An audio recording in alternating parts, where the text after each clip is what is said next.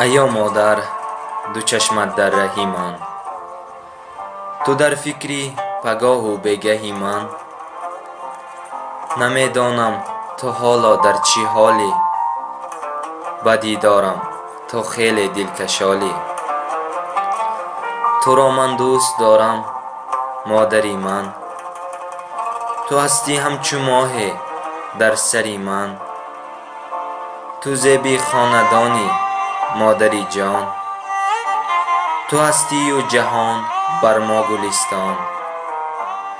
زی تو دورم پی تحصیل دانش، نهادم پای در میدان سنجش. که نامت را کنم مشهور عالم، تو از دوری من هرگز مخور غم.